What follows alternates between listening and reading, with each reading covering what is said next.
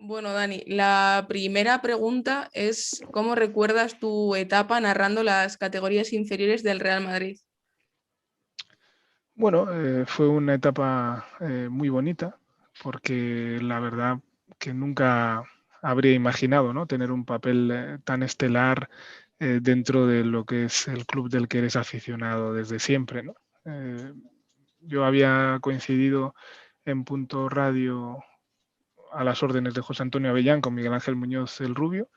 Allí, bueno, pues trabamos una relación de respeto, no de amistad, de respeto mutuo a nivel profesional, y me dijo que si algún día volvía a estar al frente de un proyecto, pues que trataría de llevarme, ¿no? ¿Cuál fue mi fortuna? Que al poco tiempo pues se le dieron esa responsabilidad como codirector de Real Madrid Televisión junto a Jesús Alcaide, y lo primero que hizo fue pues tratar de incorporarme. Me incorpora primero como comentarista del primer equipo, pero llega un momento en el que se da cuenta de que lo que tenía peso muchas veces era el directo, no esos partidos del primer equipo que tenían que retransmitirse pues a las 24 horas o de una forma dilatada. Entonces, pues me incluyó como pareja de Velasco en el Real Madrid Castilla, eh, con narraciones normalmente de Dani Asenjo, luego de David Sánchez. Y bueno, poco a poco, cuando sale Real Madrid en abierto, pues se da cuenta el club que lo que más interesa al espectador medio son los partidos de cantera. Entonces se generalizan las retransmisiones de partidos de cantera, y siempre, bueno, se confiaba en mí por el hecho de que yo me estaba preparando un partido durante toda la semana. No era capaz de llamar a la Federación Madrileña de Fútbol o buscar en su página web, rastrear el teléfono del presidente, no cejar en el empeño hasta que daba con el teléfono del entrenador. Y entonces pues iba a las retransmisiones siempre con una gran cantidad de datos, ¿no? Me daba igual que fuera un partido del Alevín o del Cadete, siempre trataba de ser como muy respetuoso con el rival, darle mucho valor, y así entendía que la victoria del Real Madrid sería más meritoria, ¿no? Es una forma sin duda de respetar y una forma también de entender el deporte. Y bueno, lo recuerdo como orgulloso, ¿no? De haber llegado a este punto, de haber hecho algo que me fascinaba, y creo, a tenor de lo que han sido las críticas de personas o de madridistas que me encontraban por la calle, pues bueno, que dejé el pabellón alto y que di lo mejor de mí. Sí, yo porque salga también en lo que es el vídeo, yo lo que te comentaba, os recuerdo a David, a Alcaide y a ti comentando y recuerdo que al final el nivel de esas transmisiones era bastante alto. Y luego, al hilo de justo esta pregunta, viene la segunda, que es que ¿cuáles crees tú que son las claves para que salgan tantos jugadores de la fábrica que luego terminan brillando en primera? Bueno, yo creo que el escudo del Real Madrid es para elegidos, ¿no? Hay jugadores pues que igual se ha realizado un buen trabajo de captación, se ha ojeado, se ha recibido muchos informes, pero de repente llegan al Real Madrid y no pueden con el escudo, no pueden convertirse en uno más, en saber que allí están todos los elegidos, ¿no? Por ejemplo, en esa época a la que te remontabas, pues había un futbolista paraguayo que era un auténtico ídolo en su país, como era Sergio Díaz, que había debutado en la Libertadores y demás, y no fue capaz de adaptarse del todo al Real Madrid, de ser uno más, de darse cuenta de que tenía que apoyarse en el compañero, que era la forma más idónea para destacar, ¿no? Y sobre todo para ser un jugador eficiente. Y la clave es que hay muchos profesionales en el Real Madrid silenciosos que realizan una gran labor, que tienen la misma vocación que puedas tener tú, que sienten sin duda el deporte, y que les aporta mucho descubrir un joven talento, ¿no? Lo importante para estar en el Real Madrid primero es detectar ese talento. Para eso hay muchos profesionales que, como digo, realizan un trabajo silencioso, que no le es lo suficientemente reconocido, que ni siquiera en la televisión del club se promociona ese trabajo. Y luego está la otra parte, ¿no? El apartado mental, el apartado psicológico, sobrellevar la presión, darte cuenta que desde el primer día eres el rival a batir, que tienes que llevar el peso del partido, que todos los equipos rivales se cierran, que si vas ganando por 8-0 es necesario que metas 2 goles más, que se te evalúa en todo momento, que se tiene mucha precisión en todos los indicadores. Entonces, bueno, yo creo que la clave está en que hay una gran estructura deportiva, que trabaja muy bien el fútbol base, y que bueno, pues como me ocurrió a mí en su momento en otro prisma, ¿no? Y desde otra perspectiva, pues cuando sientes que formas parte del Real Madrid lo das todo, ¿no? Porque normalmente te das cuenta que has cumplido un anhelo. Y luego dentro de todo ese aura que se genera de jugadores pues que llegan a primera, también hay otros jugadores que, como puede ser el caso a lo mejor de Ashraf o de Reguilón, que triunfan fuera del Real Madrid. Y hay ciertos sectores y ciertos grupos de personas que catalogan eso como un fracaso. ¿Tú qué opinas? De que a lo mejor se encasille como fracaso que un jugador formado en el Real Madrid triunfe fuera y no en el primer equipo.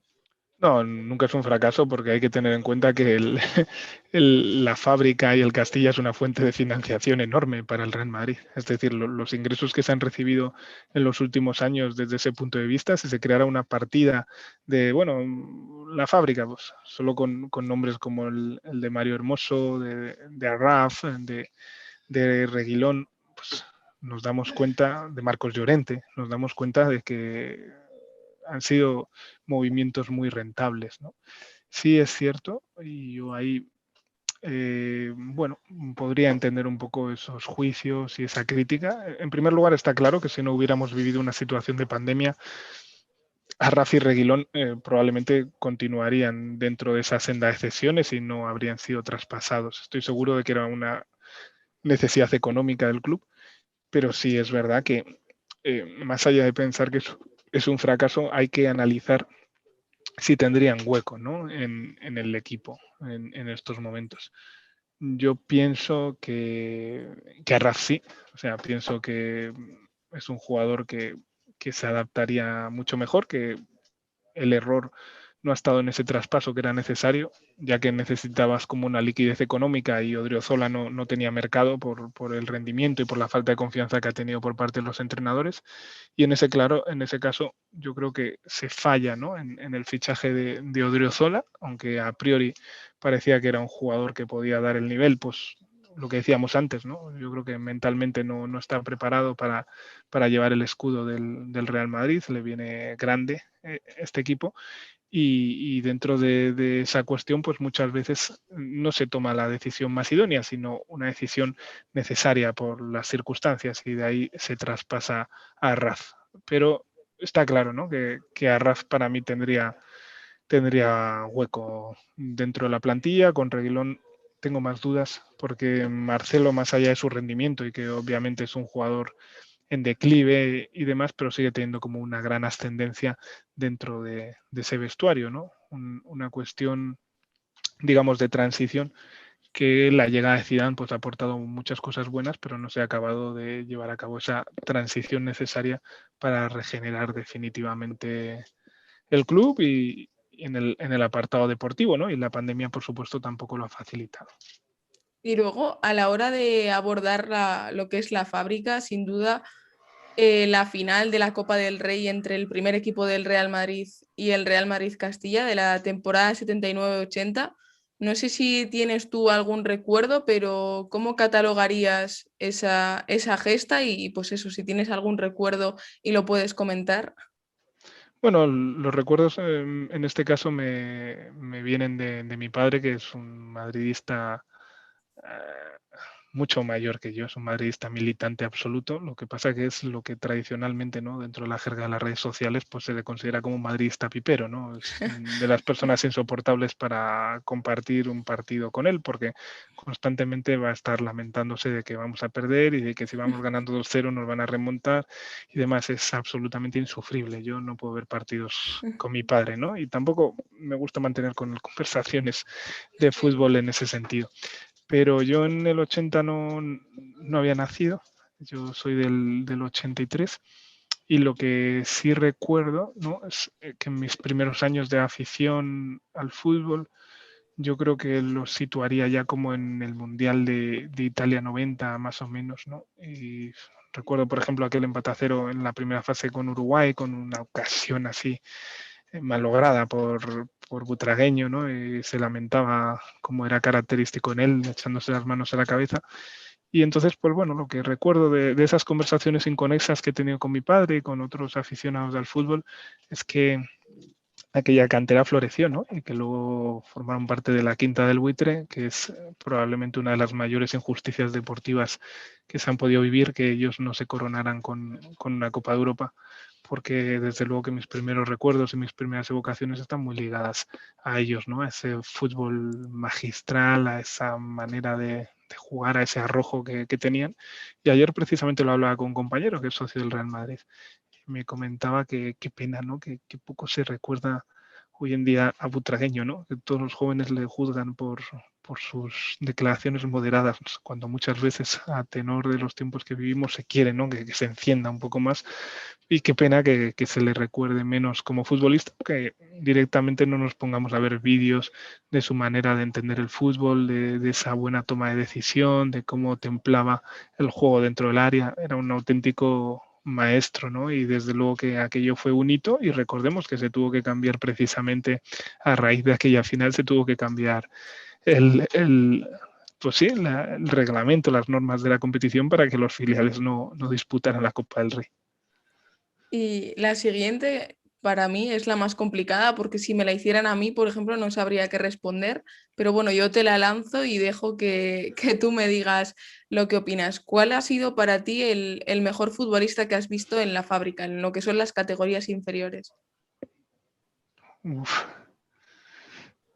es complicado, ¿no? Porque una cosa está en que un futbolista pueda ser como muy brillante, pero luego digas, pues en el primer equipo le va a costar más. Claro.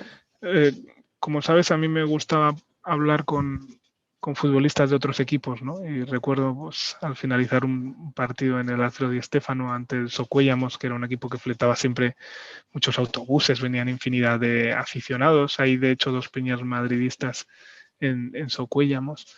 Y al finalizar el partido, pues me reconocieron unos padres de un futbolista porque son muy madridistas. Y le pregunté por cómo habían vivido aquel encuentro y me dicen, bueno, parecían todos humanos menos a Raf. O sea, tenía una velocidad, tenía una potencia. Hay que recordar que a Raf a los 8 años era delantero, ¿no? Y entonces pues tenía una gran vocación ofensiva, se maneja muy bien dentro del área, remata con las dos piernas, tiene una serie de destrezas propias de un jugador ofensivo, pero como suele ser habitual en la fábrica, se le recicla para que juegue de lateral porque se entiende que en el fútbol profesional eso va a tener más recorrido, ¿no? Me parece que es una gran medida que en la fábrica la maneja muy bien. Entonces, si yo me remitiera al testimonio recibido por parte de un jugador, diría que Rafa ha sido como lo más sobrenatural, ¿no? Pero dentro de mi experiencia, desde el primer momento yo vi en Federico Valverde un jugador supremo, ¿no? Sí. Que sabías que iba a llegar arriba, capaz de adaptarse a toda característica. Yo recuerdo que cuando debuta con el Castilla, Como delantero, sí. Juega como sí, delantero. sí, digamos, es lo que tú dices, o sea, las referencias que le precedían de su etapa en Uruguay es que era un mediapunta ofensivo. Y dices, un mediapunta ofensivo, ¿no? Y dices, bueno, pues siguiendo un poco los pasos de Zidane y su admiración por Francescoli, pues dices, bueno, pues será una especie de Francescoli. O dices, igual es una especie de, incluso es más ofensivo y demás, y pues una especie del Rubén Sosa de sus tiempos. Y dices, no, luego en la práctica le vi jugar de central, le vi jugar de medio centro, pues en realizando labores más defensivas, con unos pulmones capaz de abarcar mucho campo, de llegar a todos los sitios. Y creo que su primer gol lo marca precisamente ante el Amorebieta, en un partido que, bueno, que se pone en el Alfredo Di Stéfano el Castilla por 3-0, un Castilla súper joven, y que luego pues el Amorebieta a base de fútbol directo pues consiguió neutralizar esa ventaja y finalmente quedó 3-2, ¿no? Pues el tercer gol demostró que tenía un grandísimo chut, un disparo desde fuera del área, fue un auténtico golazo, ¿no? Entonces yo creo que es verdad que ya estaba en una edad más avanzada, ¿no? Quizás no tiene mucho mérito, ¿no? Es mejor detectar que un cadete pueda llegar a ser un gran futbolista, ¿no? Pero eso es mucho más difícil. En cambio, lo que tuve claro es que Valverde iba a llegar y que iba a ser un futbolista fantástico, ¿no? Como ahora lo está demostrando. Y ya la última, que en realidad son dos preguntas. La primera es, ¿cómo ves a este Real Madrid Castilla? ¿Dónde crees que está su techo? Y la segunda ya, que esta sí que creo que puede dar más juego. ¿Qué opinas del Raúl González Blanco, entrenador? Bueno, pues para los que hemos vivido un poco pues ese Castilla que no tenía aspiraciones de playoff, que casi lo que deseábamos es que al inicio de la segunda vuelta nos pudiéramos salvar porque sabíamos que incluso la temporada se hacía larga, que no se acababa de habituar pues al disputar la Youth League con algunos jugadores. Es decir, el problema del Castilla normalmente es que no sabías ni los futbolistas que ibas a contar con los que ibas a contar para los entrenamientos. Entre unos que viajaban con la Youth League, otros que subían con el primer equipo, y dices, vamos, la preparación de los partidos era totalmente infame, ¿no? Eso es una realidad que muchas veces se escapa, ¿no? Todos los analistas, no, qué mal lo ha hecho este entrenador con Castilla. Y dices, pues si no tenía a los jugadores para entrenar, o a la inversa, ¿no? De repente te decían, te venía así Vinicius prácticamente en Bermudas y decían, no, bueno, que ha hecho Lopetegui que venga por aquí y sin que haya ninguna comunicación ni ninguna planificación previa, pues de repente te encuentras con Vinicius y dices, pues a ver, yo ahora este hombre que no sabe nada de segunda B ni de absolutamente nada, ¿cómo lo integro, no? Entonces, pues bueno, yo creo que entrenar a los filiales en general es muy complicado y luego sabiendo, ¿no?, que los contrarios también se aprovechan, van un poco más al límite, juegan un poco con su veteranía, con su oficio, porque saben que los arbitrajes siempre van a penalizar al, al filial, ¿no? Entonces, dentro de esa realidad que, yo he vivido, o sea, para mí que el Castilla últimamente se haya abonado pues a disputar playoffs de ascenso, a estar en la parte alta, a ser un equipo capaz de competir de tú a tú ante grandes presupuestos de la categoría como Extremadura, como Badajoz, pues me merece muchísimo respeto porque sé que es muy difícil. Obviamente ya no sigo al Castilla cada partido con la minuciosidad que lo haces tú, ¿no? Pero dentro de lo que es mi conocimiento de la categoría me parece que es muy bueno, ¿no? Que el Castilla está consiguiendo madurar y que esta generación de jugadores está consiguiendo amortiguar ese gran salto que existe entre el juvenil, que estás habituado a llevar el peso de los partidos, a prácticamente dominar, a golear, frente al Castilla, ¿no? Porque recordemos que antes había un equipo de transición, que precisamente Mariano, futbolista del primer equipo, fue uno de los últimos que vivió aquella etapa, que era como el Real Madrid C, ¿no? Sí. Al suprimirse ese equipo, el salto es muy grande y entonces normalmente se acusa bastante lo que es la adaptación a la categoría. Me agrada muchísimo ver que poco a poco esta generación de futbolistas, por lo menos, está consiguiendo que ese salto no se acuse tanto. Y luego en lo que respecta a Raúl, yo creo que como entrenador es una prolongación de lo que era como futbolista, ¿no? Carácter, seguridad en sí mismo, nervio, competitividad.